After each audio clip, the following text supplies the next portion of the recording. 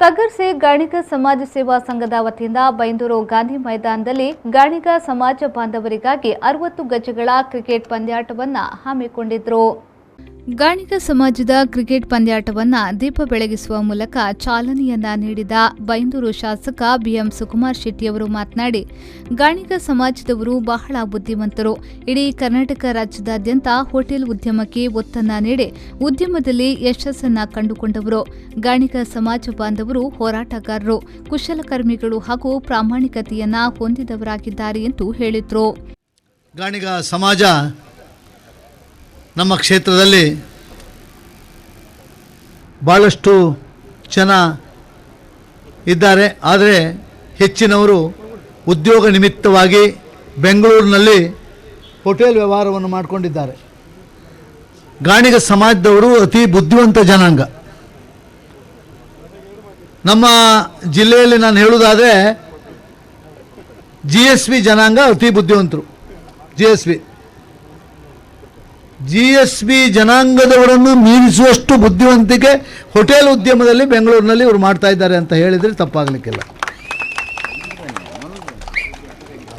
ಹೋರಾಟಗಾರರು, ಕುಶಲಕರ್ಮಿಗಳು, ಪ್ರಾಮಾಣಿಕತನದಲ್ಲಿದ್ದವರು. ಹಾಗೆ ಇವರು ಈಗಾಗಲೇ ಬೆಂಗಳೂರಿನಲ್ಲಿ ನಮ್ಮ ರಾಮಲಕ್ಷ್ಮಣ ಕ್ಯಾಟರಿಂಗ್ ಇರಲಿ ಅವರು ರಾಜ್ಯಕ್ಕೆ ಹೆಸರು ಮಾಡಿದ್ದಾರೆ. ಗಾಣಿಗ ಸಮಾಜದ ಕ್ರಿಕೆಟ್ ಪಂದ್ಯಾಟಕ್ಕೆ ಆಗಮಿಸಿದ ಗಣ್ಯರಿಗೆ ತೆಗ್ಗರ್ಸಿ ಗಾಣಿಗ ಸೇವಾ ಸಮಾಜ ಸಂಘದ ಅಧ್ಯಕ್ಷ ವೀರಭದ್ರ ಗಾಣಿಗ ಅವರು ಅತಿಥಿಗಳಿಗೆ ಹೂಗುಚ್ಛ ನೀಡಿ ಶಾಲು ಹೊದಿಸಿ ಸ್ಮರಣಿಕೆಯನ್ನ ನೀಡಿ ಗೌರವಿಸಿದ್ರು. ತೆಗ್ಗರ್ಸಿ ಗಾಣಿಗ ಸಮಾಜದ ಲಾಂಛನವನ್ನ ಬೈಂದೂರು ಬಿಜೆಪಿ ಮಂಡಲದ ಅಧ್ಯಕ್ಷರಾದ ದೀಪಕ್ ಶೆಟ್ಟಿ ನೆಲ್ಯಾಡಿಯವರು ಬಿಡುಗಡೆಗೊಳಿಸಿದ್ರು.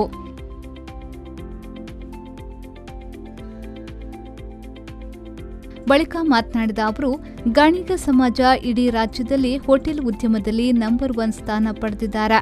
ಗಾಣಿಗ ಸಮಾಜದವರು ಆಡಿದಂತೆ ನಡೆದುಕೊಳ್ಳುವಂತಹ ವ್ಯಕ್ತಿತ್ವವುಳ್ಳವರು ಹಾಗೂ ಇವತ್ತು ಎಲ್ಲಾ ಕ್ಷೇತ್ರಗಳಲ್ಲೂ ಗಣನೀಯ ಸಾಧನೆಯನ್ನ ಮಾಡಿ ತಮ್ಮ ಛಾಪನ್ನ ಮೂಡಿಸಿದ್ದಾರೆ ಎಂದು ಹೇಳಿದರು.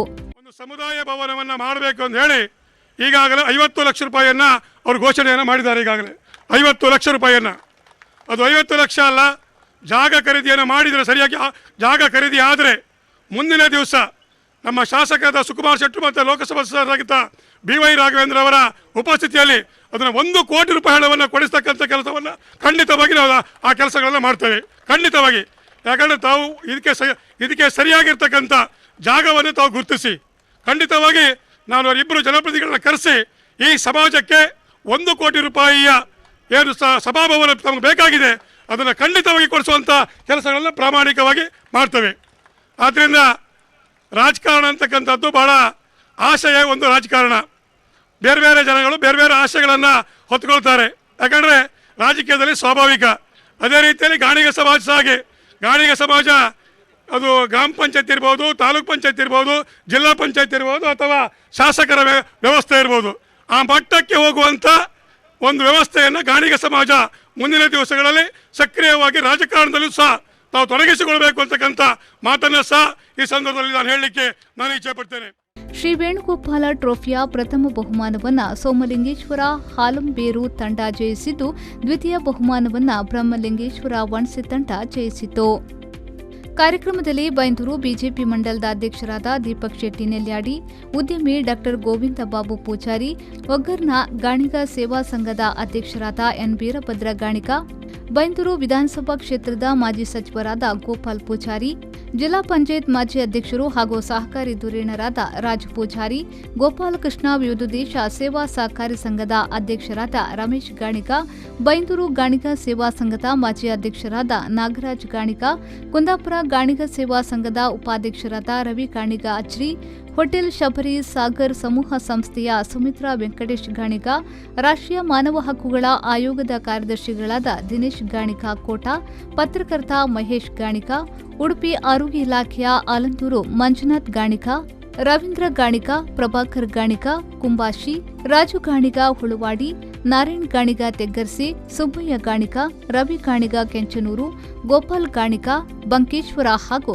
ಸಮಾಜದ ಗಣ್ಯಾತಿ ಗಣ್ಯರು ಮತ್ತು ರಾಜ್ಯದ ಮೂಲೆ ಮೂಲೆಗಳಿಂದ ಆಗಮಿಸಿದ ಸಮಾಜ ಬಾಂಧವರು ಉಪಸ್ಥಿತರಿದ್ದರು. ರವಿರಾಜ್, ವಿ4 ನ್ಯೂಸ್, ಕುಂದಾಪುರ.